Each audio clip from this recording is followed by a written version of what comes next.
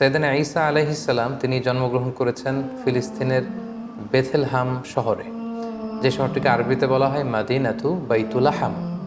আবার কোনো কোনো ঐতিহাসিক বলেছেন যে তিনি নাজারেত সিটিতে জন্মগ্রহণ করেছেন, যেটাকে আরবিতে বলা হয় মাদিনাতুন নাসেরা। তবে বেথেলহাম শহরের ব্যাপারেই বেশিরভাগ ঐতিহাসিক মতামত পেশ করেছেন, কিন্তু কোরআন আল কারীমে সুনির্ধারিতভাবে ওনার জন্মস্থানের কথা বলা হয়নি, বরং বলা হয়েছে বাইতুল মুকাদ্দাস থেকে একটা রিমোট এরিয়াতে, দূরবর্তী কোনো একটা জায়গায়, যেটা সারাউন্ডেড বাই ডেট ট্রিজ, খেজুর গাছ দ্বারা বেষ্টিত, এরকম কোনো একটি জায়গায় আল্লাহ নবী ঈসা আলাইহিস সালাম জন্মগ্রহণ করেছেন। আমরা ওনাকে চিনি আল্লাহ নবী ঈসা হিসেবে অথবা ঈসা রুহুল্লাহ হিসেবে, কিন্তু খ্রিস্টান সম্প্রদায় তারা ঈসা আলাইহিস সালামকে জেসাস ক্রাইস্ট বলে থাকে, যেটাকে বাংলায় যীশু খ্রিস্ট বলা হয়। কালামুল্লাহ মাজিদে ঈসা আলাইহিস সালামের অনেকগুলো নাম উল্লেখ হয়েছে। কোরআন কখনো কখনো ওনাকে অ্যাড্রেস করেছে আল মাসিহ বলে, কখনো উল্লেখ করেছে ঈসা ইবনে মারিয়াম বলে, কখনো রূহ বলে, এবং মাঝে মাঝে কালিমাতুহু বলে। আল মাসিহ বলা হয়েছে এজন্য কারণ আরবিতে মাসাহা ইয়ামসাহু মানে টাচ করা, মাসেহ করা, মেসেজ করা। ঈসা আলাইহিস সালাম মেসেজ করে দিলে কিছু অবাক ঘটনা ঘটতো, সেগুলো আমরা সামনে শুনবো। আবার কখনো বলা হয়েছে ঈসা ইবনে মারিয়াম, মারিয়ামের সন্তান ঈসা, যেহেতু ওনার পিতা ছিল না। কখনো বলা হয়েছে রূহ মানে স্পিরিট, আল্লাহ তাআলা স্পেশাল স্পিরিট এখানে দিয়েছিলেন। আবার কখনো বলা হয়েছে কালিমাতুহু, আল্লাহর বিশেষ কালিমা।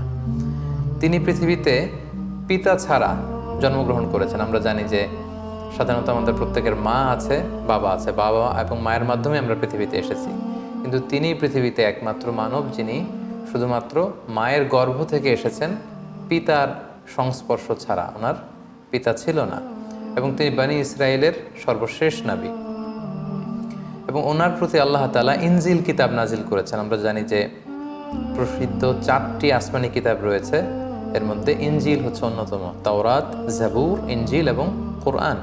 তো ওনার কাছে ইনজিল নাজিল হয়েছে, যেটাকে খ্রিস্টান কমিউনিটি এটাকে বাইবেল বলে বা গসপেল বলে থাকে।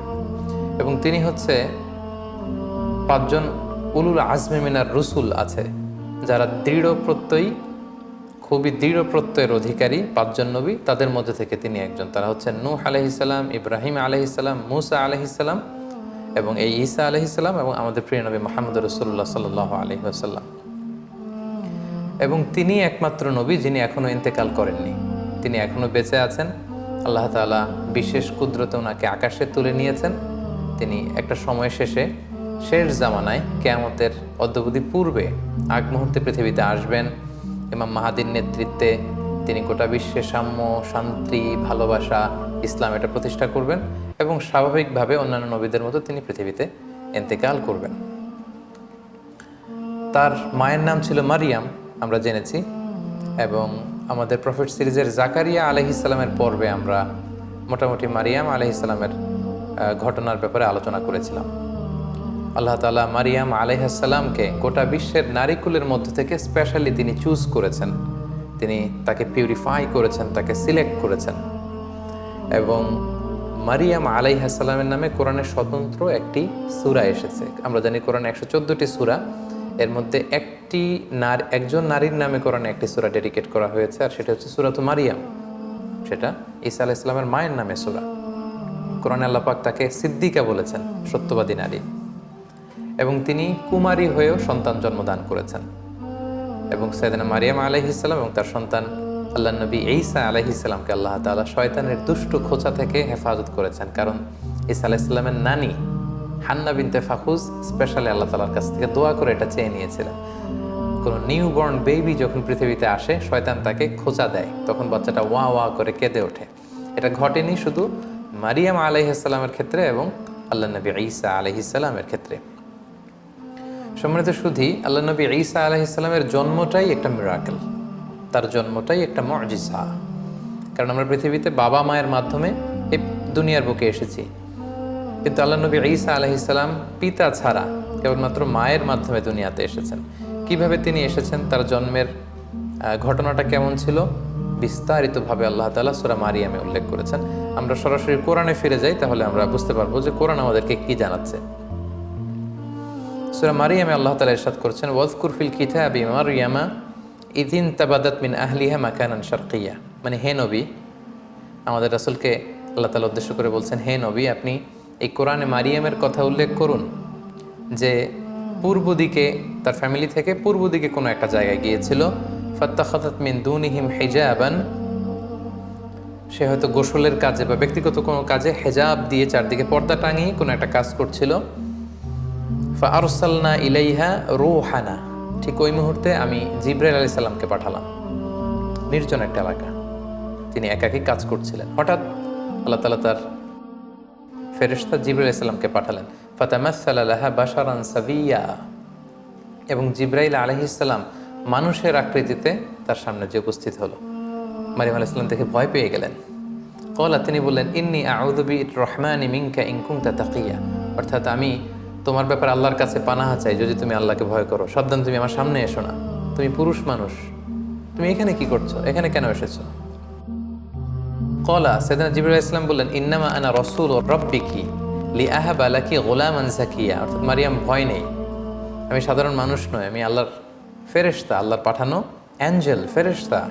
আমি এসেছি তোমাকে একটা গুলামান যাকিয়া, পবিত্র সন্তান গিফট করবার জন্য। একথা শুনে তো মারিয়াম আলাইহিস সালাম আতকে উঠলেন। তিনি বললেন, ক্বালাত আন্না ইয়াকুনু লি গুলাম, আমার কি করে সন্তান হবে? ওয়ালাম ইয়ামসাসনি বাশার, কোনো মানুষ তো আমাকে, কোনো পুরুষ তো আমাকে স্পর্শ করেনি। সন্তান হতে হলে তো আগে বিয়ে করতে হবে, নারী পুরুষের দৈহিক মিলন হতে হবে, পৃথিবীর যেই ন্যাচারাল সিস্টেম, এবং সেই পদ্ধতিতে একটা সার্টেন পিরিয়ড শেষে আমার হয়তো সন্তান হবে। তো আমি তো বিয়েই করিনি, আমি তো কুমারী, এবং কোনো পুরুষ আমাকে কখনো স্পর্শ করেনি। আর ওয়ালাম আকু বাগিয়া, আমি তো ব্যভিচারিণীও নই, আমি তো এমন নষ্টা ভ্রষ্টা নারী নই যে আমি পরপুরুষের সাথে কোনো ধরনের ব্যভিচারে লিপ্ত হয়েছি কিংবা অপকর্ম করেছি, ফলে তার মাধ্যমে আমার সন্তান, আমার গর্ভে সন্তান আসবে, এটা তো সম্ভব নয়, কিভাবে হবে? ক্বালা, জিবরাইল আলাইহিস সালাম বললেন, কাযালিকি, এমনিই হবে। ক্বালা রাব্বুকি হুয়া আলাইয়া হাইয়্যান, তোমার রব আমাকে এই বলে পাঠিয়ে দিয়েছে যেটা আমার পক্ষে সম্ভব, আমি আল্লাহ তাআলা চাইলেই এই মিরাকেল ঘটাতে পারি। বলি নাজআলাহু আয়াতান লিন্নাস, আল্লাহ তাআলা বলেন যে এটা আমি করতে চাই যাতে করে তার সন্তানকে গোটা বিশ্বের জন্য আমি একটা নিদর্শন করে রাখতে পারি। ওয়া রাহমাতাম মিন্না, আমার পক্ষ থেকে রহমত স্বরূপ। ওয়া কানা আমরাম মাকদিয়া, আর মারিয়াম তুমি বিচলিত হয়ে লাভ নেই, এটা ডিসাইডেড, আল্লাহ তাআলার সিদ্ধান্ত হয়ে গিয়েছে। আমরাম মাকদিয়া, জাস্ট এখন এটা প্লে হবে, আল্লাহ তাআলা ডিসাইড করেছেন এমনটা ঘটাবেন এবং এমনটা ঘটবে। ফাহামালাতহু ফান্তাবাযাত বিহি মাকানান কসিয়া, এবং মুহূর্তের মধ্যেই সাইয়েদনা মারিয়াম আলাইহিস সালাম তিনি প্রেগন্যান্ট হয়ে গেলেন। মুহাসসিরিন ইকরাম বলেছেন যে জিবরাইল আলাইহিস সালাম একটা ফু দিলেন, সেটা মারিয়াম আলাইহিস সালামের জামার পকেটের ভেতর দিয়ে মারিয়াম আলাইহিস সালামের গর্ভের ভেতরে টাচ করলো, এবং এটা ছিল একটা special spirit, breathed into it, আল্লাহ তাআলা স্পেশাল একটা রুহের ফুৎকার দিয়েছেন, এবং সেই রুহের ফুৎকার যখন মারিয়াম আলাইহিস সালামের গর্ভে চলে গেল, তিনি প্রেগন্যান্ট হয়ে গেলেন। সুবহানাল্লাহি বিহামদি। ফান্তাবাযাত বিহি মাকানান কসিয়া, তিনি লজ্জায় এলাকার কোনো লোকের সামনে যাতে না পড়ে যান, তিনি দূরবর্তী একটা স্থানে গেলেন, এবং সেই স্থানটাই বর্তমানে বেথলেহেম সিটি নামে পরিচিত আরবিতে, যেটাকে বলা হয় মাদিনাতু বাইতুল লাহাম, কারণ তিনি লজ্জা অনুভব করছিলেন। এবং ঈসা আলাইহিস সালামের জন্মটা যেহেতু মিরাকেল, ওনার এই প্রেগনেন্সি পিরিয়ডটাও মিরাকেল। সাধারণত বেবি যখন কেউ কনসিভ করে কোনো নারী, তার 9 মাস 10 মাস একটা সময়, সার্টেন পিরিয়ড অফ টাইম তাকে এই প্রেগনেন্সি পিরিয়ডকে পার করতে হয়, তখন তার বেবি ডেলিভারি হয়। কিন্তু যেহেতু এটা ছিল আল্লাহর মিরাকেল, মুহূর্তেই তিনি গর্ভবতী হয়েছেন। একজন 9 মাসের পরিপূর্ণ প্রেগনেন্ট পিরিয়ডকে পার করেছে একজন নারীর দেহাবয়ব যেমন, দেখতে যেমন, দূর থেকে দেখলেই বোঝা যায় যে তিনি গর্ভধারিণী। মারিয়াম আলাইহিস সালামের অবস্থাটা মুহূর্তের মধ্যে আল্লাহ তাআলার এই মিরাকেলে, এই মুআজিজার মাধ্যমে এরকম হয়ে গেল। তিনি আতঙ্কিত হলেন, তিনি ভয় পেলেন, অন্য কারো সামনে যাতে তিনি পরে লজ্জিত হতে না হয়, তিনি এলাকা ছেড়ে মাকানান কসিয়া, সেই বেথলেহেম সিটিতে চলে গেলেন, এবং সেখানে খেজুর বেষ্টিত একটা এলাকা ছিল। ফাআজাআহাল মাখাদু ইলা জিজআইন নাখলা, তো ওনার পেইন আসলো, প্রচণ্ড ব্যথা, সন্তান জন্মদানের যে পেইন হয়, এটা তাকে একটা খেজুর গাছের গোড়ায় নিয়ে আসলো। তিনি সহ্য করতে না পেরে সেখানে বসলেন। ক্বালাত ইয়া লাইতানি মিত্তু ক্বাবলা হাযা, এবং নিজেই নিজের সাথে কথা বলতে লাগলেন যে হায় রে, আজকের এই সিচুয়েশন ফেস করার আগে আমি যদি মারা যেতে পারতাম, কতই না ভালো হতো। আমি যদি মরে যেতে পারতাম, ওয়াকুনতু নাসিয়াম মানসিয়া, অথবা আমি যদি মানুষ থেকে বিস্মৃত হয়ে যেতে পারতাম, অর্থাৎ মারিয়াম নামে একজন লোক ছিল পৃথিবীতে, এটা যদি সবাই ভুলে যেত তাহলে কতই না ভালো হতো, তাহলে তো আমি লজ্জিত হওয়া লাগতো না। ফানাদাহা মিন তাহতিহা আল্লা তাহজানি, অর্থাৎ বোঝা গেল যে এরকম পরিস্থিতির মধ্য দিয়ে তিনি গর্ভপাত করলেন, ডেলিভারি হলো, আল্লাহর মিরাকেল মুআজিজা ঈসা আলাইহিস সালাম পৃথিবীতে আসলেন। মুহূর্তেই ফানাদাহা মিন তাহতিহা, তার নিচ থেকে একটা আওয়াজ আসলো যে আল্লাহ তাহজানি, হে মারিয়াম তুমি চিন্তিত হয়েও না, কদ জাআলা রাব্বুকি তাহতাকি সারিয়া, এই তো দেখো তোমার পায়ের নিচ দিয়ে একটা স্রোতস্বিনী ঝর্ণাধারা প্রবাহিত হচ্ছে, সুবহানাল্লাহ। এবং আল্লাহ বললেন ওয়া হুজ্জি ইলাইকি বিজিযইন নাখলাতি তুসাকিতু আলাইকি রুতাবান জানিয়া, হে মারিয়াম তুমি খেজুরের ডালা ধরে টান দাও, তাহলে দেখবে যে উপর থেকে খেজুর গাছ থেকে টসটসে সুমিষ্ট পরিপক্ক পাকা খেজুর নিচে পড়বে, এবং ওই খেজুর তুমি খাও। ফাকুলি ওয়াশরাবি, তুমি খাও পান করো, ওয়াকর্রি আইনা, আর এই তোমার নবজাতক সন্তানের দিকে তাকিয়ে তোমার চোখ জুড়াও, দেখো কত ফুটফুটে চমৎকার সন্তান আমি তোমাকে দিয়েছি। ফাইম্মা তারাইন্না মিনাল বাশারি আহাদান, কোনো মানুষ যদি দেখো, আমি তোমাকে পলিসি বাতলে দিচ্ছি, তুমি কি করবে? ফাকুলি ইন্নি নাদারতু লিররহমানি সাওমা ফালান উকাল্লিমাল ইয়াউমা ইনসিয়া, তুমি ইঙ্গিতে বলো যে আমি রোজা রেখেছি, আমি কারোর সাথে কথা বলবো না। আমাদের এই শরিয়াতে রোজার সিস্টেম হচ্ছে সকাল থেকে শুরু করে সন্ধ্যা পর্যন্ত না খেয়ে থাকা, কিন্তু ওনাদের শরিয়াতে রোজার সিস্টেম ছিল সকাল থেকে সন্ধ্যা পর্যন্ত মৌনতার রোজা রাখা, মানে চুপ থাকা। সকাল থেকে সন্ধ্যা পর্যন্ত খাওয়া যাবে, পান করা যাবে, কিন্তু কথা বলা যাবে না, কথা বললে রোজা ভেঙে যাবে। তো মারিয়াম তুমি ইঙ্গিতে বলো যে তুমি রোজা রেখেছো। ফাআতাত বিহি কওমাহা তাহমিলু, অবশেষে মারিয়াম আলাইহিস সালাম কি করবেন তিনি বুঝে উঠতে পারছিলেন না। অবশেষে তিনি শিশু সন্তান ঈসা আলাইহিস সালামকে কোলে নিয়ে এলাকার লোকদের কাছে আসলেন। ক্বালু ইয়া মারইয়াম, সবাই বলল হে মারিয়াম, লাকাদ জিইতি শাইআন ফারিয়া, এ কি অঘটন তুমি ঘটালে, এটা কি করলে তুমি সন্তান পেলে কোত্থেকে, তোমার তো বিয়ে হয়নি, কোত্থেকে তুমি বেবি পেলে? ইয়া উখতা হারুন মা কানা আবুকি ইমরাআ সাউইন ওয়া মা কানাত উম্মুকি বাগিয়া, তোমার বাবা তো ভালো লোক ছিল, তোমার মাও তো ব্যভিচারিণী ছিল না, তুমি এই কাজ কেমন করে করলে? মারিয়াম, তোমার মা ছোটবেলা তোমাকে বাইতুল মুকাদ্দাসে রেখেছে, আমরা ভেবেছি তুমি কত ভালো মেয়ে হবে, বাইতুল মুকাদ্দাসের তুমি সেবা করো, তোমাকে ভালো মেয়ে মনে করেছিলাম, তুমি কি করে এমন কাজটা করলে? ফাআশারাত ইলাই, মারিয়াম আলাইহিস সালাম এলাকার লোকদের এই প্রশ্নবাণে যখন তাকে জর্জরিত করা হচ্ছিল, তিনি কোনো কথা বললেন না, তিনি শিশু সন্তানের দিকে ইঙ্গিত করলেন। ফাআশারাত ইলাই, অর্থাৎ আমি কিছু বলতে পারবো না, এই ছেলের দিকে তাকাও, ছেলেকে বলো। ফাআশারাত ইলাই, ঈসা আলাইহিস সালামের দিকে ইঙ্গিত করলেন, নোটিস করলেন। ক্বালু, তারা রেগে গিয়ে বলল কাইফা নুকাল্লিমু মান কানা ফিল মাহদি সাবিয়া, হে মারিয়াম তুমি কি আমাদের সাথে ঠাট্টা করছো? এই দোলনায় থাকা বা তোমার কোলে থাকা শিশুর সাথে আমরা কিভাবে কথা বলবো? কেন তুমি এই কাজ করলে?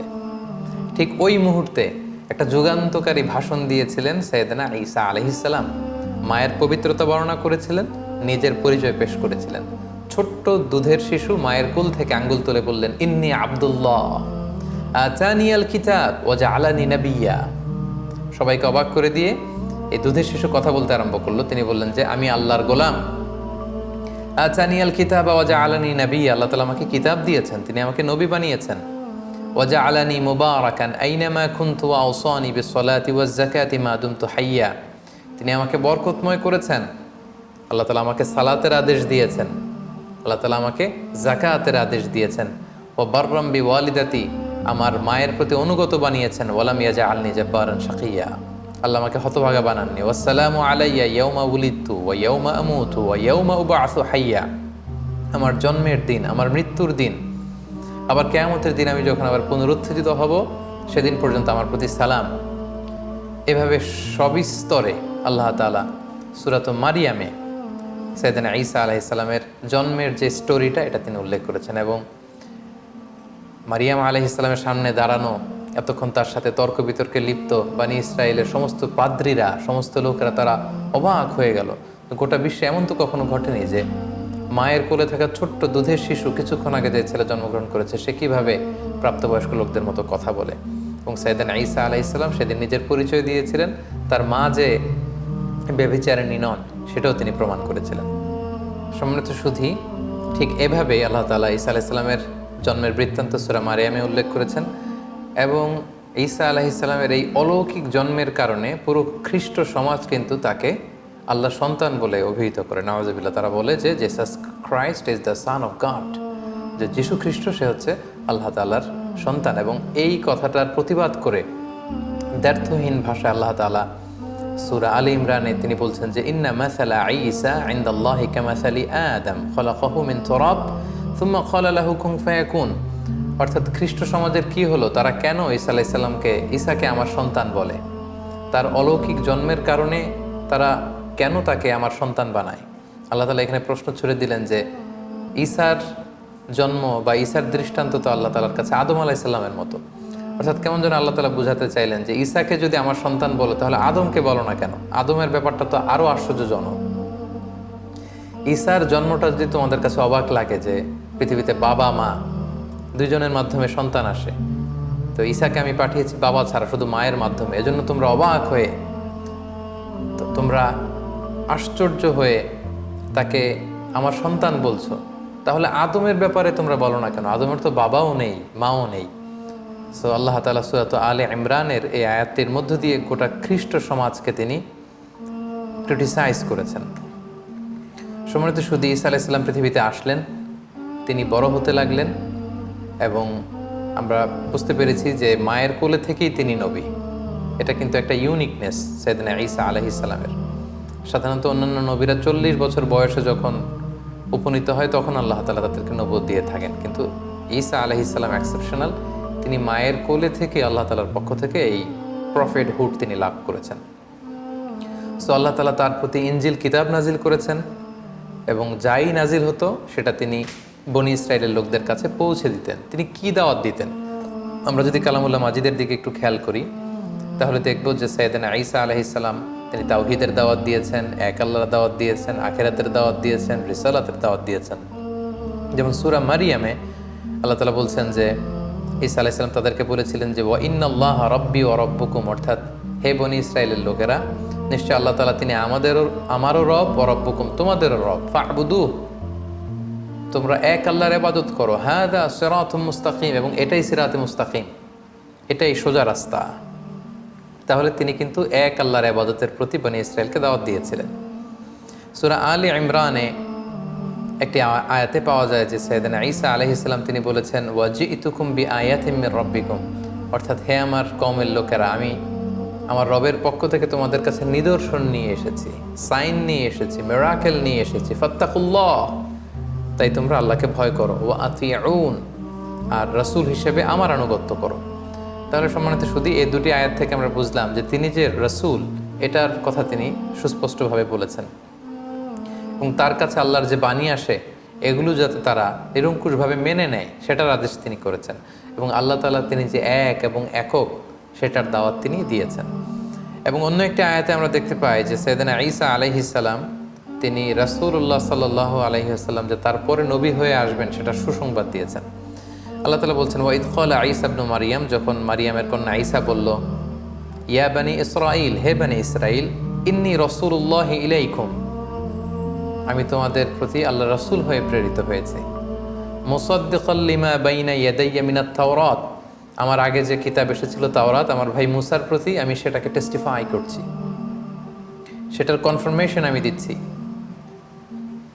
আমি শুধু ইনজিলের ধারক বাহক হয়েই বসে থাকিনি, বরং আমার আগের কিতাবগুলোকে আমি সত্যায়ন করছি।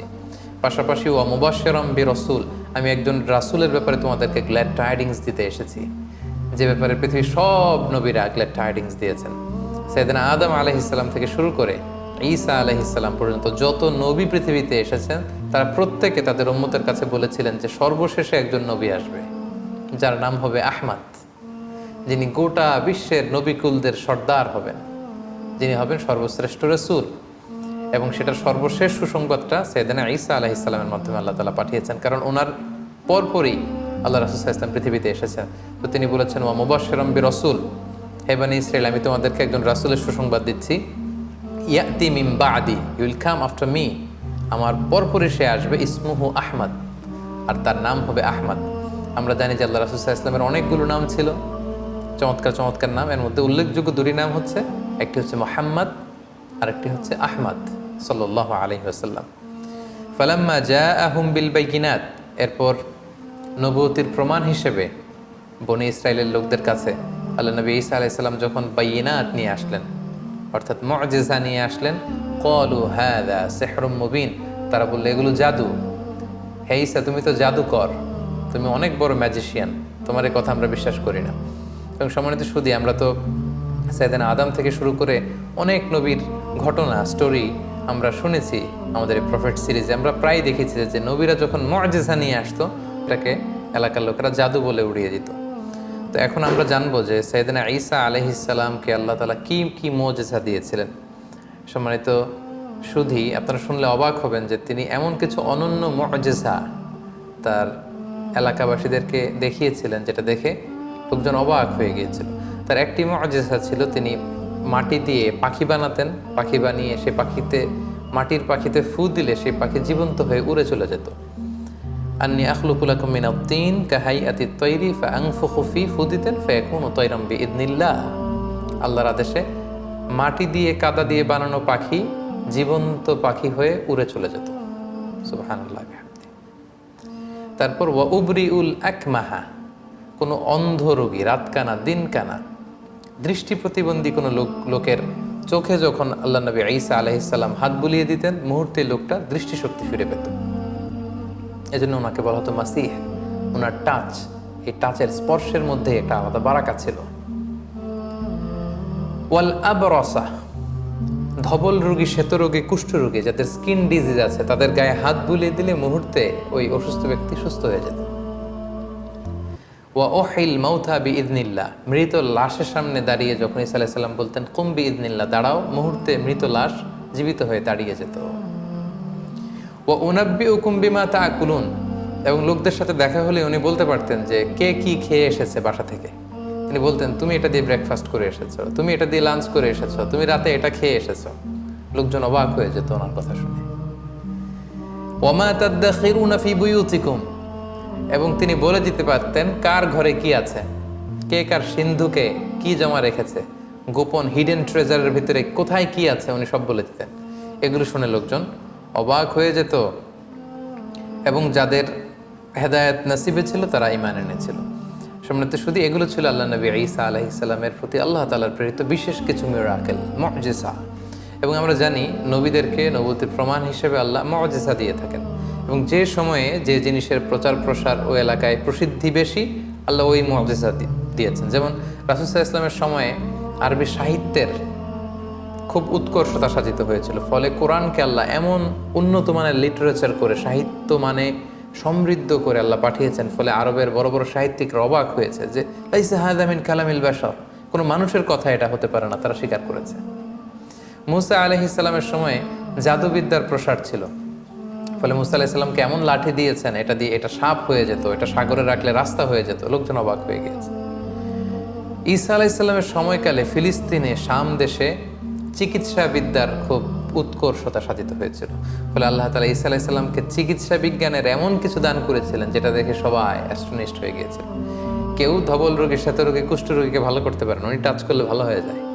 রাতকানা, দিনকানা, অন্ধ, প্রতিবন্ধী, দৃষ্টি প্রতিবন্ধী লোক ভালো হয় না, উনি টাচ করে দিলে ভালো হয়ে যায়। মৃত লাশকে তিনি জীবিত করে ফেলেন, মাটি দিয়ে বানানো পাখিকে ফু দিলে জীবিত হয়ে যায়। আল্লাহ তাআলা এগুলো এজন্যই দান করেছেন যাতে এগুলো দেখে লোকজন বুঝতে পারে যে তিনি সাধারণ কোনো মানুষ নন, তিনি আল্লাহর পাঠানো প্রেরিত রাসূল। তো সাইয়েদনা ঈসা আলাইহিস সালামের এই মুআজিজার মাধ্যমে মানুষকে দাওয়াত দিতে লাগলেন, এবং ওনার প্রতি নাজিল হওয়া ইনজিল কিতাবের দাওয়াত তিনি দিতে লাগলেন। কিন্তু আমরা জানি যখনই নবীরা কোনো এলাকায় দাওয়াতি কাজ করেছে, তাদের পথটা কণ্টকাকীর্ণ ছিল, কুসুমাস্তীর্ণ ছিল না।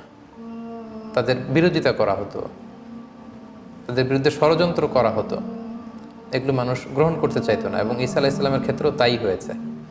যখন ঈসা আলাইহিস সালামের কথা লোকজন মানতে আরম্ভ করলো, শুনতে আরম্ভ করলো, তারও বিরোধিতা শুরু হলো। এবং দেখা গেল যে স্বল্প আয়ের যে মানুষগুলো, কৃষক শ্রেণী, জেলে পাড়ার লোকজন, ধোপা যারা আছে, এই সমাজের নিম্ন শ্রেণীর লোকজন আল্লাহ নবী ঈসা আলাইহিস সালামের ফলোয়ার হতে লাগলো। তারা ইনজিল কিতাবের সুমহান বাণী শুনে ঈমান এনে তারা ঈসা আলাইহিস সালামের অনুসারী হয়ে গেল। এবং ঈসা আলাইহিস সালামের খুব কাছের কিছু লোক ছিল, তাদেরকে তিনি হাওয়ারি বলতেন। ঈসা আলাইহিস সালামের সাথীদেরকে বলা হয় হাওয়ারি, আর আমাদের প্রিয় নবী মুহাম্মদ রাসূলুল্লাহ সাল্লাল্লাহু আলাইহি সাল্লামের সাথীদেরকে বলা হয় সাহাবী। তার দল যখন ভারী হতে লাগলো, সত্যের বাণী যখন ঈসা আলাইহিস সালাম প্রচার করতে লাগলেন, তার বিরোধিতাও কিন্তু বনি ইসরায়েলের মধ্যে ঠিক বাড়তে লাগলো। কোনোভাবে ঈসা আলাইহিস সালামকে তারা দমাতে পারছে না, কোনো ষড়যন্ত্রে কাজে আসছে না। তখন তারা ঈসা আলাইহিস সালামের বিরুদ্ধে রটাতে শুরু করলো যে তার মা ছিল জিনাকারিনী, ব্যভিচার করেছে, ফলে বাবা ছাড়া ঈসা পৃথিবীতে এসেছে, তার কথা কেউ শোনো না। এই কথা সবাই রটাতে লাগলো। ঈসা আলাইহিস সালাম মনে খুব ব্যথা পেলেন, তারপরেও তিনি তার মনোবল তিনি হারালেন না, তিনি দাওয়াতি কাজ চালিয়ে যেতে লাগলেন। সব শেষে তারা সাইয়েদনা ঈসা আলাইহিস সালামের ব্যাপারে ধর্ম অবমাননার অভিযোগ দিল। সুবহানাল্লাহ। যুগে যুগে আমরা দেখেছি যে যারাই ধর্মের প্রচারক তাদেরকেই ধর্ম অবমাননার অভিযোগ দেওয়া হয়। সাইয়েদনা ঈসা আলাইহিস সালামের ক্ষেত্রে সেটাই ঘটেছে। যিনি আল্লাহর নবী, যিনি ইনজিল কিতাব নিয়ে এসেছেন, যিনি মানুষকে ধর্ম শিখাচ্ছেন, হোয়াট ইজ রিলিজন তিনি শিখাচ্ছেন, তাকে ধর্ম অবমাননার অভিযোগ দেয়া হলো। কি বলা হলো? বনি ইসরায়েলরা রটাতে শুরু করলো যে তিনি তাওরাতের বিরুদ্ধে কথা বলছেন, এটা একটা ব্লাসফেমি, তাকে শাস্তি দেয়া হোক, তার শিরচ্ছেদ করা হোক, তাকে শুলে চড়ানো হোক। এভাবে তারা আল্লাহ নবী ঈসা আলাইহিস সালামের ব্যাপারে ধর্ম অবমাননার অভিযোগ দিলেন যে সে তাওরাত পরিবর্তন করে সে ইনজিল নামে নতুন এক কিতাবের আবির্ভাব ঘটিয়েছে। এবং এই কথা তারা তৎকালীন সময়ের যে অত্যাচারী রাজা কিং হেরোডের কাছে তারা পৌঁছালো, এবং তারা সবাই মিলে চক্রান্ত করে সর্বশেষে তাকে হত্যার ষড়যন্ত্র করলো। বনি ইসরায়েলের লোকেরা সাইয়েদনা ঈসা আলাইহিস সালামকে হত্যা করার জন্য চড়াও হলো, এবং তাদের ভাষ্যমতে তারা ঈসা আলাইহিস সালামকে হত্যা করেছে। কিন্তু কালামুল্লাহ মাজিদে পবিত্র কোরআন আল কারীম আল্লাহ তাআলা বলেছেন, না, তোমরা আমার নবী ঈসাকে স্পর্শ করতে পারোনি, তাকে আমি উঠিয়ে নিয়েছি। আল্লাহু আকবার। ঘটনাটা কেমন ছিল? ওনার মৃত্যুর ব্যাপারে নির্ভরযোগ্য দুটি বর্ণনা পাওয়া যায়। একটি বর্ণনা হচ্ছে সাইয়েদনা ঈসা আলাইহিস সালাম সহ তার অনুসারীদেরকে 4000 ইহুদি এসে ঘিরে ফেলল, একটি ঘরে তাদেরকে আবদ্ধ করা হলো। আল্লাহ নবী ঈসা আলাইহিস সালাম বললেন, আমার অনুসারীদের মধ্য থেকে কে আছো আমার জন্য জীবন দিবে? একজন দাঁড়ালো। নবী ঈসা আলাইহিস সালাম তাকে তার পাগড়ি পরিয়ে দিলেন, তার জামা খুলে পরিয়ে দিলেন, বললেন যাও। সেই লোক আল্লাহর নামে সামনে আগালো এবং তার চেহারাকে আল্লাহ ঈসা আলাইহিস সালামের চেহারা করে দিলেন। ইহুদিরা যখন তাকে পেল সবাই মনে করলো এইটাই ঈসা, তারা তাকে হত্যা করলো। আর মুহূর্তে আল্লাহ তাআলা ঈসা আলাইহিস সালামকে আকাশে তুলে নিলেন, রাফাআহুল্লাহু ইলাইহি। ফলে ইহুদিদের মতে তারা ঈসা আলাইহিস সালামকে হত্যা করেছে, আসলে হত্যা করতে পারেনি। ঐতিহাসিকভাবে দ্বিতীয় যে বর্ণনাটি পাওয়া যায় সেটা হচ্ছে তারা ঈসা আলাইহিস সালামকে হত্যার ষড়যন্ত্র করে তাকে ধাওয়া করলো। আল্লাহ নবী ঈসা আলাইহিস সালাম একটি ঘরে আবদ্ধ হলেন, তারা চারদিকে ঘিরে রাখলো নবী ঈসা আলাইহিস সালামকে হত্যার জন্য। ঈসা আলাইহিস সালামও বেরোন না, তারা নবীকে হত্যাও করতে পারে না। সবশেষে তারা তাদের মধ্যে থেকে সবচেয়ে পাপী পাষণ্ড এক লোককে অ্যাসাইন করলো যে যাও তুমি যে দেখো তো ঈসা কি করে ভিতরে। তাদের এই লোককে তারা ভেতরে পাঠালো, এই ঘরের ভেতরে দেয়াল টপকিয়ে। মুহূর্তের মধ্যে আল্লাহ তাআলা ঈসা আলাইহিস সালামকে আকাশে তুলে নিলেন এবং তাদের লোকটাকে ঈসা আলাইহিস সালামের চেহারায় রূপান্তরিত করে দিলেন, তার ফেসটাকে আল্লাহ তাআলা ঈসার চেহারা বানিয়ে দিলেন। ঈসা আলাইহিস সালামকে আকাশে তুলে নিলেন। এখন দীর্ঘ সময় হয়ে যায়, তাদের লোকটাও ফিরে না। তারা ভাবলো ঘটনা কি হয়েছে আমাদের পাঠানো লোকটার? দেখি তো, ভিতরে ঢুকেই দেখেই তো ঈসা দাঁড়িয়ে আছে। আসলে এটা কিন্তু ঈসা ছিল না, এটা ছিল তাদের পাঠানো, তাদের প্রেরিত সেই লোক। তারা ওই লোকটাকেই হত্যা করলো। ঈসা আলাইহিস সালাম মনে করে একেই শুলে চড়ালো, একেই হত্যা করলো। কিন্তু হত্যার পরে তাদের মধ্যে কয়েক দল হয়ে গেল, কেউ বললো এটা ঈসা, কেউ বলে ঈসা না। কারণ তার আল্লাহ তাআলা শুধু তাদের পাঠানো লোকটার চেহারাটাকে ঈসা আলাইহিস সালামের মতো করেছিল, কিন্তু ওই লোকটার জামা কাপড়, হাত, দেহের অন্যান্য অঙ্গ প্রত্যঙ্গ কিন্তু ওই লোকের মতোই ছিল। ফলে তারা শঙ্কায় পড়ে, একটা সংশয়ে পড়ে গেল যে আসলেই কি আমরা হত্যা করেছি। এ ব্যাপারে আল্লাহ তাআলা খুব সুস্পষ্ট সূরাতুন নিসার ভেতরে উল্লেখ করেছেন যে ওয়াকাউলিহিম, ইহুদিরা বলে থাকে ইন্না কাতালনাল মাসীহ ঈসা ইবনে মারইয়াম, আমরা মারিয়ামের সন্তান ঈসাকে হত্যা করেছি, এটা তারা ক্লেইম করে থাকে। কিন্তু আল্লাহ বলেন ওয়ামা কতালু, তারা আমার নবী ঈসাকে হত্যা করতে পারেনি।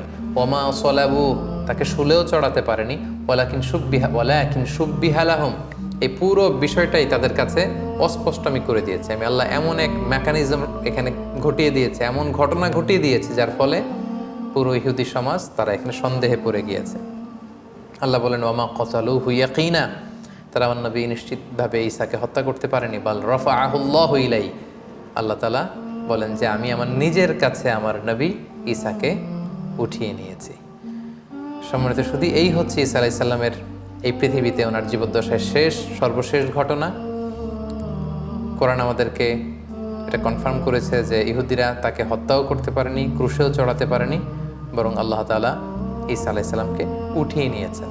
এবং প্রিয় নবী মুহাম্মদ রাসূলুল্লাহ সাল্লাল্লাহু আলাইহি সাল্লাম আমাদেরকে জানিয়েছেন যে ঈসা আলাইহিস সালাম তিনি ইন্তেকাল করেননি, তিনি একমাত্র নবী যিনি জীবিত আছেন, তিনি আকাশে আছেন এবং শেষ জামানায় তিনি পৃথিবীতে আবার নেমে আসবেন।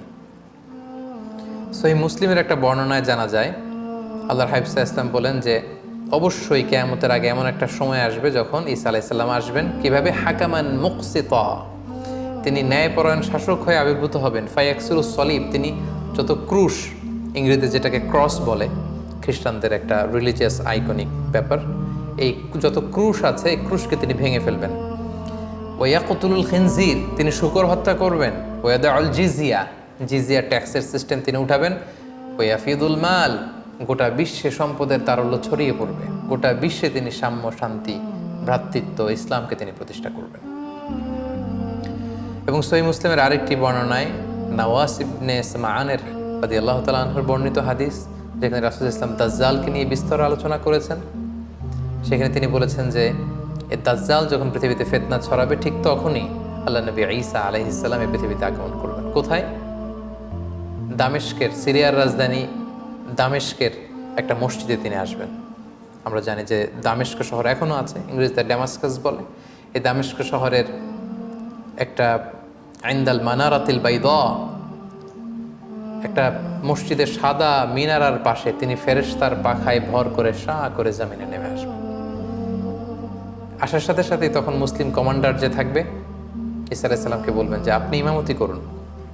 ঈসা আলাইহিস সালাম বলবেন না, আল্লাহ তাআলা এই উম্মাতের যে সম্মান দিয়েছে সে কারণে তুমি ইমামতি করবে, কারণ আমি নেতা হয়ে আসিনি, তোমাদের মধ্যে থেকেই নেতা হবে, তিনি ইমামতি করবেন।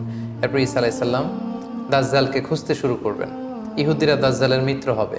ঈসা আলাইহিস সালামের শ্বাস প্রশ্বাস যে কাফেরের গায়ে লাগবে সেই মারা যাবে। এবং ফিলিস্তিনে এখনও একটা জায়গা আছে, জায়গাটার নাম বাবুল লুদ, হাদিসে এই শব্দটাই বলা হয়েছে, বাবুল লুদ, এবং এখনও ওই জায়গাটা বাবুল লুদ নামেই পরিচিত। ঠিক ওই জায়গায় আল্লাহ নবী ঈসা আলাইহিস সালাম দাজ্জালকে হত্যা করবেন। ইয়াজুজ মাজুজ আসবে, তিনি তুর পাহাড়ে চলে যাবেন মুসলিমদেরকে নিয়ে ইয়াজুজ মাজুজের অত্যাচার থেকে পরিত্রাণের জন্য দোয়া করবেন, তারাও চলে যাবে। এরপরে ঈসা আলাইহিস সালাম গোটা বিশ্বে ইসলামকে পৌঁছে দিবেন। পৃথিবীর এমন কোনো ঘর, এমন কোনো দেশ, এমন কোনো জনপদ থাকবে না যেখানে আল্লাহর নাম উচ্চারিত হবে না, গোটা বিশ্বের সবাই মুসলিম হয়ে যাবে। এরপর ঈসা আলাইহিস সালাম স্বাভাবিকভাবেই অন্যান্য নবীদের মতো এই পৃথিবীতে ইন্তেকাল করবেন। সম্মানিত শুধু এই হচ্ছে আল্লাহ নবী ঈসা আলাইহিস সালামের জীবনী। এ পর্যায়ে আমরা ওনার জীবনী থেকে কিছু লাইফ লেসন বের করবার চেষ্টা করব, আমাদের জীবনের সাথে কানেক্ট করবার চেষ্টা করব, ওনার জীবনী থেকে কি শিক্ষা আমরা পাই। প্রথম যে শিক্ষাটা আমরা পাই সেটা হচ্ছে আল্লাহ তাআলার জন্য কোনো কিছুই অসম্ভব নয়। আমরা জানি যে বাবা মায়ের মাধ্যমে পৃথিবীতে সন্তান আসে, কিন্তু ঈসা আলাইহিস সালাম বাবা ছাড়া মায়ের গর্ভে তিনি এসেছেন এবং মায়ের মাধ্যমে পৃথিবীতে তিনি জন্ম লাভ করেছেন। এবং আল্লাহ তাআলা এই যে এস্টাবলিশড ল অফ নেচার, এটাকে তিনি ব্রেক করে দিয়েছেন এবং আল্লাহ তাআলা চাইলে এটা পারেন। বাবা ছাড়া পৃথিবীতে তিনি আল্লাহ নবী ঈসা আলাইহিস সালামকে পাঠিয়েছেন। এটা থেকে আমরা বুঝলাম যে আল্লাহর কাছে কোনো কিছু অসম্ভব নয়। নাথিং ইজ ইম্পসিবল টু আল্লাহ, সব কিছু সম্ভব, তিনি চাইলে সব করতে পারেন, এটা আমরা জানতে পারলাম। 2 নম্বর যে শিক্ষাটা আমরা পাই সেটা হচ্ছে গর্ভবতী নারী যারা আছে বা বাচ্চা ডেলিভারি দেওয়ার পরে তাদের জন্য খেজুর কিন্তু একটা উপাদেয় খাবার হতে পারে, যেটা আমরা মারিয়াম আলাইহিস সালামের ক্ষেত্রে দেখেছি। আল্লাহ বলেছেন যে ফাহুজ্জি ইলাইকি বিজিজইন নাখলাতি তুসাকিত আলাইকি রুতাবান জানিয়া, হে মারিয়াম তুমি খেজুরের ডাল ধরে টান দাও, টসটসে পাকা খেজুর পড়বে, সেটা খাও। মারিয়াম আলাইহিস সালাম কিন্তু খেজুর খেয়ে তখন এনার্জি পেয়েছিলেন। সো গর্ভবতী নারী কিংবা সন্তান জন্মদানের পরে একজন মায়ের জন্য খেজুর একটা চমৎকার খাবার হতে পারে, কারণ এটার মধ্যে ভিটামিন B6 আছে, এটার মধ্যে কপার আছে, এটার মধ্যে অনেক ধরনের উপাদান আছে। বিশেষ করে খেজুর হচ্ছে ফুল অফ ফাইবার সমৃদ্ধ একটা খাবার, যেটা আপনার এনার্জিকে বুস্ট করবে। সো গর্ভবতী এবং সন্তান জন্মদানের পরে নারীদের জন্য খেজুর একটা চমৎকার খাবার, যেটা কোরআনিক গাইডেন্স থেকে আমরা পাই। 3 নম্বর যে ব্যাপারটি আমরা জানতে পারি যে মারিয়াম আলাইহিস সালামের সন্তান জন্মদানটা এমন একটা সময় হয়েছিল যখন খেজুর পেকে পেকে পড়ে। কোরআনের আয়াত থেকে বোঝা যায় যে হে মারিয়াম, তুমি খেজুরের ডাল ধরে টান দাও, খেজুর পড়বে। এবং আমরা জানি খেজুর পাকে হচ্ছে গ্রীষ্মকালে। কিন্তু আমরা যদি বর্তমান খ্রিস্টান কমিউনিটির এক্সমাস ডে, যেটাকে ওরা বলে ক্রিসমাস ডে, মেরি ক্রিসমাস বা ক্রিসমাস ডে, তারা পালন করে থাকে প্রচণ্ড শীতে, অর্থাৎ 25শে ডিসেম্বর। সো ঐতিহাসিকভাবেই কিন্তু এখানে একটা there is a big question in this celebration, যে আসলেই শীতকালে কি আল্লাহ নবী ঈসা আলাইহিস সালামের জন্ম হয়েছিল কিনা। কোরআন কিন্তু আমাদেরকে জানিয়েছে যে ঈসা আলাইহিস সালামের যখন জন্ম হয়েছিল সেটা ছিল সামার সিজন, অর্থাৎ গ্রীষ্মকাল। কিন্তু খ্রিস্ট সমাজ এই ক্রিসমাস পালন করে থাকে 25শে ডিসেম্বর, প্রচণ্ড শীতের সময়। এর আদৌ কোনো ভিত্তি আছে কিনা, there is a question here. আমরা এখানে কোশ্চেন মার্ক রেখেই সামনে চলে যেতে চাই। আমরা 4 নম্বরে যেটা সাইয়েদনা ঈসা আলাইহিস সালামের জীবনী থেকে শিখলাম সেটা হচ্ছে আল্লাহর নবীরা নিজেকে নবী বলে পরিচয় দেওয়ার আগে তারা নিজেদেরকে আব্দুল্লাহ বা আল্লাহর বান্দা বলে পরিচয় দিতে বেশি স্বাচ্ছন্দ্য বোধ করতেন। যার প্রমাণ আল্লাহ নবী ঈসা আলাইহিস সালাম মায়ের কোলে সর্বপ্রথম নিজের পরিচয় দিয়েছেন এই বলে যে ইন্নী আব্দুল্লাহ, আমি আল্লাহর গোলাম। আগে বলেছেন গোলাম বা দাস, তারপরে তিনি বলেছেন আতানিয়াল কিতাব, আল্লাহ তিনি আমাকে কিতাব দিয়েছেন, ইনজিল কিতাব। ওয়াজআলানি নাবিয়্যা, তিনি আমাকে নবীও বানিয়েছেন। তাহলে নবী, পৃথিবীতে সবচাইতে শ্রেষ্ঠ যারা, তারা নিজেদেরকে আল্লাহর দাস, আল্লাহর গোলাম বলতে স্বাচ্ছন্দ্য বোধ করতেন। এবং আল্লাহ রাসূল সাল্লাল্লাহু আলাইহি ওয়াসাল্লাম তিনিও নিজেকে সবসময় আব্দুল্লাহ বা আল্লাহর গোলাম বলে পরিচয় দিতেন। সো আমরা অহংকার করার কোনো সুযোগ কোনো বিশ্বাসীর নেই, বরং বিশ্বাসীরা সবসময় নিজেদেরকে দাস হিসেবে পরিচয় দেয়। আমরা সবাই হচ্ছি কুল্লুনা ইবাদুল্লাহ, আমরা আল্লাহর গোলাম। 5 নম্বর যে শিক্ষাটা আমরা পাই সেটা হচ্ছে আল্লাহ নবী ঈসা আলাইহিস সালাম এবং ওনার মা মারিয়াম আলাইহিস সালাম, ওনারা উভয় কিন্তু মানুষ ছিলেন, যেটা মুসলিম ডক্ট্রিনের সাথে, ইসলামী ডক্ট্রিনের সাথে খ্রিস্টান ডক্ট্রিনের একটা পার্থক্য। খ্রিস্টান কমিউনিটি তারা এই দুজনকে, ঈসা আলাইহিস সালামকে বলে যে ঈসা আলাইহিস সালাম ছিল হচ্ছে আল্লাহর সন্তান, আর মারিয়াম আলাইহিস সালামকে তারা ম্যারি বলে। তারা বলে যে ম্যারি হচ্ছে আল্লাহর স্ত্রী। তাদের একদল আবার বলে ম্যারি হচ্ছে আল্লাহর মা। সো কোরআন কিন্তু দ্ব্যর্থহীন কণ্ঠে ঘোষণা করেছে যে তারা উভয়ই মানুষ ছিলেন। ঈসা আলাইহিস সালাম তিনি আল্লাহর বান্দা ছিলেন, মানুষ ছিলেন, মারিয়াম মানুষ ছিলেন। কিন্তু খ্রিস্ট সম্প্রদায় একটা স্পেশাল আইডিওলজিতে তারা বিশ্বাস করে, যেটাকে তারা বলে ত্রিত্ববাদ, ট্রিনিটি। এবং কোরআন এই ট্রিনিটিকে সুস্পষ্টভাবে নাকচ করেছে। যেমন সূরাতুল মায়েদাতে আমরা দেখি আল্লাহ তাআলা বলছেন মাল মাসিহু ইবনু মারইয়ামা ইল্লা রাসূল, মারিয়ামের সন্তান ঈসা রাসূল ছাড়া কিছু ছিল না, তিনি একজন রাসূল। কদ খালাত মিন ক্বাবলিহির রাসূল, তার আগে অনেক রাসূল অতিবাহিত হয়েছে, তাদের ধারাবাহিকতায় তিনিও একজন রাসূল। ও উম্মুহু সিদ্দীকা, আর ঈসার মা মারিয়াম সে সত্যবাদী একজন নারী। কানা ইয়াকুলানিত তাআম, তারা উভয়ই সাধারণ মানুষদের মতো খাবার খেত, তাদেরও ক্ষুধা লাগতো, তারা খাবার খেত, তারা মানুষের সাথে মিশতো, তারা মানুষ ছিল।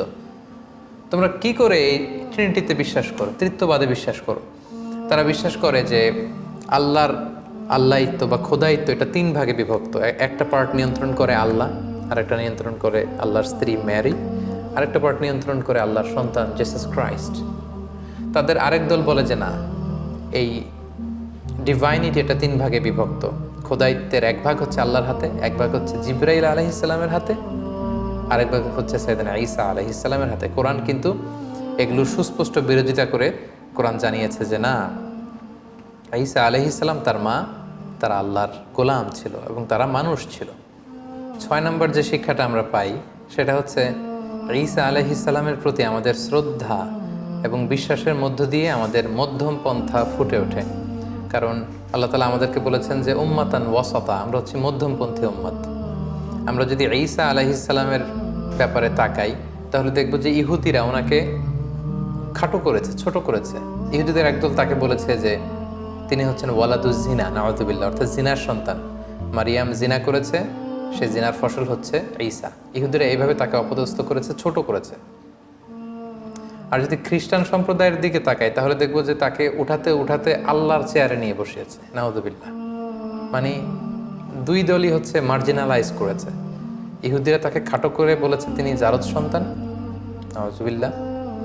আর খ্রিস্টান সম্প্রদায় যারা এখনও তাকে Jesus Christ is the son of god বলে, গডের সন্তান বলে, তারা উঠাতে আল্লাহর আসনে আসীন করেছে। এই দিক থেকে ঈসা আলাইহিস সালামের প্রতি আমাদের যে শ্রদ্ধা, ভালোবাসা এবং আমাদের যে বিশ্বাস, এই বিশ্বাস দিয়েও কিন্তু প্রমাণিত হয় যে আমরা উম্মতে মুহাম্মাদি, আমরা হচ্ছি উম্মাতান ওয়াসাতা, মধ্যমপন্থী উম্মত, মডারেট। অর্থাৎ আমরা ঈসা আলাইহিস সালামের ব্যাপারে বলি যে আব্দুল্লাহি ওয়া রাসূলুহু, তিনি আল্লাহর গোলাম এবং আল্লাহর রাসূল। আমরা যখন তাকে গোলাম বলি, আল্লাহর দাস বলি, তখন এটা খ্রিস্টানদের রেসপন্স হয়, কারণ খ্রিস্টানরা উঠাতে ওনাকে আল্লাহর পর্যায়ে নিয়েছে। আমরা বলি না উনি আব্দুল্লাহ, আল্লাহর গোলাম। আবার আমরা যখন বলি রাসূলুহু, তিনি আল্লাহর রাসূল, তখন এটা জিউস কমিউনিটির জন্য আমাদের পক্ষ থেকে রেসপন্স হয় যে না, তোমরা যে বলছো ওয়ালাদুজ জিনা, জিনার সন্তান না, উনি জিনার সন্তান নয়, উনি হচ্ছেন আল্লাহর সম্মানিত রাসূল। সো ওনার প্রতি আমাদের বিশ্বাস হচ্ছে উনি আব্দুল্লাহি ওয়া রাসূলুহু, তিনি আল্লাহর গোলাম, আল্লাহর দাস এবং আল্লাহর প্রেরিত রাসূল। তার প্রতি ইনজিল কিতাব নাজিল হয়েছে, তার মার নামে আল্লাহ সরাসরি একটা কমপ্লিট সূরা কোরআনে ডেডিকেট করেছে। সো যদিও তিনি আমাদের নবী নন, তিনি খ্রিস্টানদের নবী, তারপরে ওনার প্রতি সঠিক বিশ্বাস এবং আকীদা আমরা কোরআনের মাধ্যমে পেয়েছি। তিনি হচ্ছেন আব্দুল্লাহি ওয়া রাসূলুহু। ঈসা আলাইহিস সালামের জীবনী থেকে সর্বশেষ এবং সবচেয়ে গুরুত্বপূর্ণ যে শিক্ষাটা আমরা পাই সেটা হচ্ছে শিরকের গুনাহ আল্লাহ তাআলা কখনো ক্ষমা করেন না। ইন্নাল্লাহা লা ইয়াগফিরু আন ইউশরাকা বিহি ওয়া ইয়াগফিরু মা দুনা যালিকা লিমান ইয়াশা। আল্লাহ শিরকের গুনাহ কখনো ক্ষমা করবেন না, সব ক্ষমা করে দিতে পারেন, তিনি শিরকের গুনাহ ক্ষমা করেন না, কারণ এটা জুলমুন আযীম, অনেক বড় পাপ।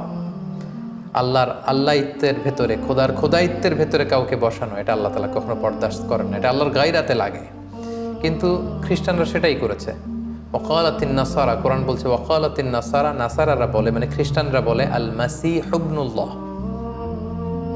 ঈসা মাসীহ উনি নাকি আল্লাহর সন্তান, নাউযু বিল্লাহ। এবং আল্লাহ বলেন লাকাদ কাফারাল্লাযীনা ক্বালু, তারা সুস্পষ্ট কুফরি করেছে যারা বলে ইন্নাল্লাহা সালিসু সালাসা, আল্লাহ তিনের একজন, মানে ট্রিনিটি বা ত্রিত্ববাদে যারা বিশ্বাস করে তারা কুফরি করেছে। এবং তাদের জন্য কঠিন আযাব, তারা যদি এ থেকে নিবৃত্ত না হয় কঠিন শাস্তি তাদেরকে পেয়ে বসবে। এবং সবচেয়ে মজার ব্যাপার হচ্ছে যে ঈসা আলাইহিস সালামকে কিন্তু আল্লাহ তাআলা কিয়ামতের দিন কঠিন ইন্টারোগেশন করবেন, কঠিন জিজ্ঞাসার মুখোমুখি হবেন তিনি কিন্তু এর দায়ভার নেবেন না। এবং তিনি তার উম্মাদকে কখনো বলেনও নি যে আমি আল্লাহর সন্তান, তারা নিজেরা এটা বানিয়েছে। বাবা ছাড়া পৃথিবীতে এসেছেন, অবাক তার জন্মের ঘটনা, ফলে তিনি আল্লাহর সন্তান। এটা খ্রিস্টানদের ফেব্রিকেশন, খ্রিস্টানদের বানানো। তিনি কিন্তু তাওহীদের দাওয়াত দিয়েছেন, তারপরেও আল্লাহ তাআলা ওনাকে ছাড়বেন না, ওনাকে জিজ্ঞাসাবাদ করবেন, কঠিন জিজ্ঞাসাবাদের মুখোমুখি তিনি কিয়ামতের ময়দানে হবেন। এবং সেটা আল্লাহ কোরআনে এভাবে বলেছেন যে ওয়াইদ ক্বালাল্লাহু ইয়া ঈসা ইবনা মারইয়াম, সেদিন আল্লাহ ঈসা আলাইহিস সালামকে বলবেন যে আনতা কুলতা, হে ঈসা তুমি কি বলেছিলে যে লিন্নাসে, মানুষকে, ইত্তাখিযুনি, যে হে মানুষেরা আমি ঈসাকে পূজা করো, ওয়া উম্মি এবং আমার মাকে পূজা করো, ইলাহাইনি আমাদেরকে তোমরা ইলাহ মানো মিন দুনিল্লাহ, আল্লাহকে ব্যতি রেখে। হে ঈসা তুমি কি এই কথা কখনো বলেছিলে? সম্মানিত শুধু আমরা জানি যে ঈসা আলাইহিস সালাম বলেননি, এবং ঈসা আলাইহিস সালাম যে বলেননি এটা আল্লাহও জানেন। তারপরেও এটা এমন একটা ইস্যু, আল্লাহ তাআলা নিজেও এটা বরদাস্ত করবেন না। আল্লাহ ঈসা আলাইহিস সালামকে ইন্টারোগেট করে তার মুখ দিয়ে বারবার এটা বের করে কিয়ামতের গোটা ময়দানে যখন খ্রিস্ট সম্প্রদায় থার করে কাঁপবে, আল্লাহ তাআলা এই জবাবদিহি সবার সামনে দেখাবেন। এই প্রশ্ন যখন আল্লাহ তাআলা ছুড়ে দেবেন, ঈসা আলাইহিস সালাম বলবেন ক্বালা সুবহানাক, আল্লাহ আপনি অতি মহান, পবিত্র। মা ইয়াকুনু লি আন আকুলা মা লাইসা লি বিহাক, যেটা বলার কোনো অধিকার আমার নেই সেটা আমি কি করে বলি আল্লাহ, আমি কেন এমনটি বলবো?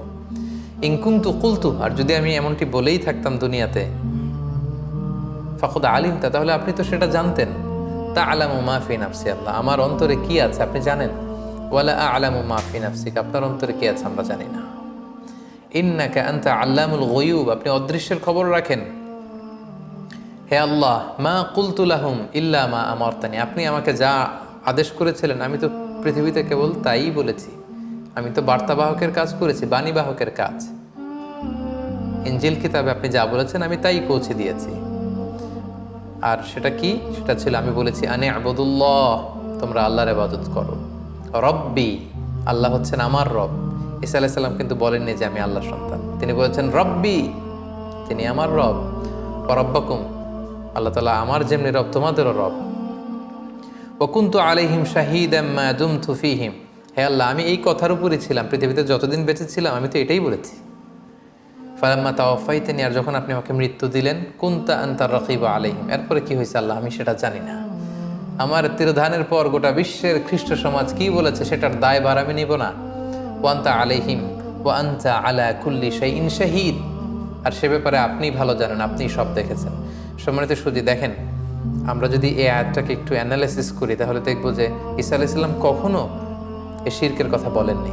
তিনি কখনো বলেননি আমি আল্লাহর সন্তান, আমার মা ম্যারি বা মারিয়াম আল্লাহর স্ত্রী, কখনো তিনি এই কথা বলেননি। এটা খ্রিস্টানদের বানানো কথা, এবং আল্লাহ তাআলা খুব ভালো করে জানেন যে তিনি বলেননি। তারপরেও এটা আল্লাহর স্ট্যাটাসের বিষয়, এটা আল্লাহর গায়রাতের বিষয়। আল্লাহ গোটা খ্রিস্ট সমাজের সামনে ঈসা আলাইহিস সালামকে দাঁড় করে জিজ্ঞেস করবেন তুমি কি এটা বলেছিলে? এই পরিস্থিতির মধ্যে দিয়ে আল্লাহ বোঝাতে চাইবেন যে হে খ্রিস্ট সমাজ, যে ঈসাকে তোমরা খোদা মনে করতে, তাকে আজ জবাবদিহি করা লাগতেছে আমার সামনে। এবং কিয়ামতের ভয়াবহ যে দৃশ্যটা কতটা ভয়ঙ্কর হবে, ভয়াবহ হবে, সেটাই কিন্তু আল্লাহ তাআলা এই আয়াতের মধ্য দিয়ে আমাদেরকে বুঝিয়ে দিলেন। এবং আল্লাহ বোঝাতে চাইলেন দেখো আমার প্রশ্নের মুখোমুখি হয়ে সাফাই গাইতে যে ঈসা কত অস্থির হয়ে আমাকে উত্তর দিচ্ছে, নানাভাবে সে করজোরে আমার কাছে ক্ষমা চেয়ে বলছে আল্লাহ আমি তো এটা বলিনি, আমি তো এটা বলিনি, আল্লাহ আমি তো এটা বলিনি। এই পরিস্থিতি, এই এক্সপ্রেশন এবং এই আয়াতগুলো থেকে সম্মানিত শুধু আমরা বুঝতে পারি যে শিরকের গুনাহ আল্লাহ তাআলা কখনো ক্ষমা করেন না।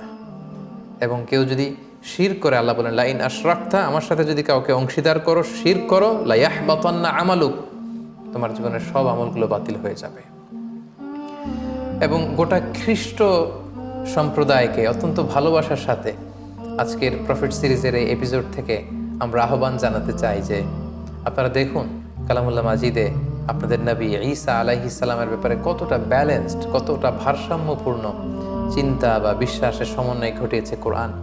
আমরা ঈসা আলাইহিস সালামের ব্যাপারে বলি যে তিনি হচ্ছে আব্দুল্লাহ ওয়া রাসূলুহু, আল্লাহর নবী ঈসা, Jesus Christ, he was the messenger of God, তিনি আল্লাহর পাঠানো নবী ছিলেন। And he was the as well a servant of God, তিনি আল্লাহর দাস ছিলেন।